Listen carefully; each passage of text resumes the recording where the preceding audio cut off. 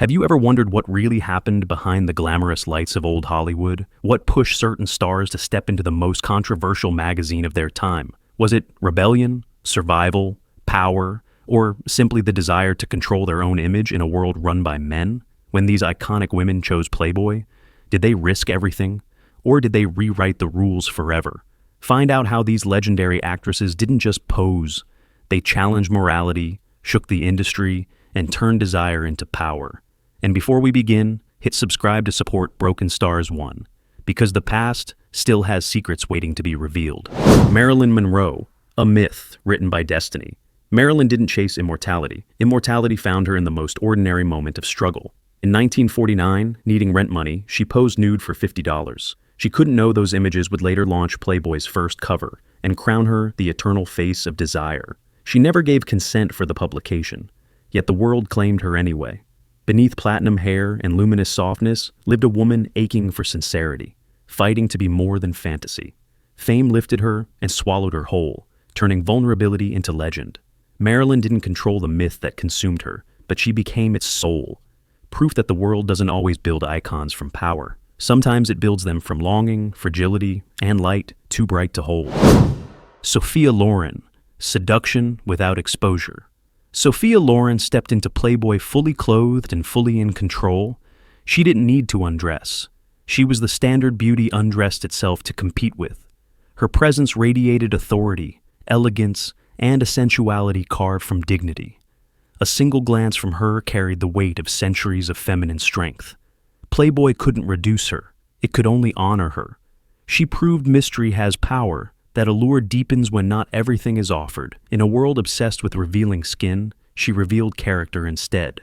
Sophia didn't bow to male fantasy. She allowed the world to admire her on her terms. And in doing so, she redefined desire with class instead of exposure. Elke Sommer, velvet radiance. Elke's beauty didn't shout, it glowed. Her Playboy presence felt like champagne bubbles and warm sunlight, effortless charm, laughter that lingered, and eyes sparkling with invitation, not demand. She represented joy instead of provocation, reminding the world that sensuality can be playful, not predatory. Nothing about her felt forced. Allure flowed naturally as breath. Elke didn't seduce aggressively. She floated, and somehow every glance became poetry. Claudia Cardinale, elegance that refused to bow. Claudia didn't go to Playboy to expose herself. She went to remind the world that beauty can be revered, not consumed. With sculpted cheekbones and eyes that held secrets rather than promises, she embodied European cinema's most intoxicating qualities: intellect, grace, restraint. Her spreads emphasized poise over provocation, turning pages into museum walls. Claudia made desire feel noble, distant, earned. She didn't chase the camera. The camera followed her reverently, as if afraid to disturb something divine. Once thus, Stella Stevens, ambition wrapped in silk. Stella entered Playboy not as a star seeking rescue, but as a rising force sharpening her trajectory. Her photos carried hopeful energy, a woman not waiting for permission to shine, but stepping into spotlight with instinct and drive. She used beauty as accelerator, not destination. Ambition glimmered behind every soft expression, making her spreads feel less like performance and more like prophecy. Raquel Welch, the power of subtle seduction. She never needed to bear everything to be unforgettable.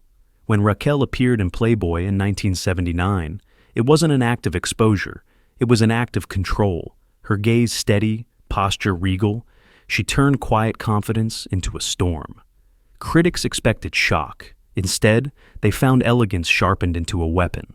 Raquel didn't compete with louder symbols of desire. She transcended them. In a world that demanded women reveal themselves, she proved restraint could be more dangerous than nudity. She didn't pose for approval. She posed to declare ownership over her image, her beauty, and her story. Power whispered through every still breath she held, reminding us that the most seductive thing a woman can wear is authority over herself. Jayne Mansfield, the bombshell who played the game. Jayne didn't stumble into fame, she engineered it. When she entered Playboy, she didn't simply pose. She strategized every frame like a general in diamonds. Blonde, bold, brilliantly theatrical, she understood media before media understood itself. Headlines weren't danger. They were currency. Jayne used spectacle the way others use charm, crafting a persona too loud to ignore and too smart to dismiss. Some called her reckless, but she wasn't chasing chaos. She was directing it. She didn't fear being watched. She feared being ordinary. In a pre-internet era, she went viral through sheer audacity and calculation, turning her image into empire. Beauty made her visible, but intelligence made her unforgettable. Carol Lynley, the girl who grew into her own light. Carol entered Playboy not to shock, but to evolve. Hollywood wanted her forever frozen as the sweet, innocent face audiences adored. But Carol refused to stay small. In Playboy, she didn't shed innocence. She transformed it into maturity, depth, and quiet strength. Her photos weren't wild or rebellious. They felt like sunrise, soft, honest, inevitable. She didn't scream for reinvention. She simply walked into it. Carol showed that rebellion can be gentle, and growth doesn't always roar. She claimed womanhood in her own voice, proving that change isn't betrayal, it's becoming. Mamie Van Doren, Glamour with a bite. Mamie didn't flirt, she conquered. When she entered Playboy, she did so like a woman who understood power and wasn't afraid to use it. Platinum curls, fierce charm, unapologetic confidence. Mamie treated seduction as strategy, not surrender. She didn't need to be America's sweetheart. She preferred being the woman men whispered about and women studied. Her allure wasn't softness. It was strength wrapped in satin, danger in lipstick. Mamie didn't pose to be chosen. She posed because she already chose herself. June Blair, innocence that became dream. June didn't arrive through fame. She rose through sincerity. When Playboy featured her, she represented a shift, beauty that felt accessible, real, human. Her charm wasn't sculpted, it was lived. Soft expression, natural warmth, a gentleness that drew hearts instead of shocking them. June proved fantasy doesn't always come wrapped in fire. Sometimes it arrives quietly, like the girl next door who suddenly becomes unforgettable because the world finally pays attention. Jane Fonda, the calm before revolution. Before she challenged governments, movements, and expectation, Jane appeared in Playboy as pure promise. Not yet a warrior, but already unbreakable. Her presence glowed with curiosity and quiet defiance, like a spark waiting for oxygen. Later, she would ignite political firestorms and rewrite womanhood in Hollywood. But here she stood at the edge of destiny, serene and unstoppable. It wasn't glamour that defined her. It was purpose hiding beneath youth, preparing to rise. Diane Webe, the first woman of a new era. Diane wasn't just beautiful. She was a pioneer. Soft curves, gentle expressions, and graceful poise introduced a new idea to the world. That sensuality could be poetic, refined, almost ethereal. Not every card needs to be shown to win. Sometimes a sliver of light, a glimpse of softness, is enough to stop a generation's heartbeat. In a world that constantly changes, their courage still echoes. These women didn't just pose, they challenged rules, shaped culture, and turned vulnerability into power.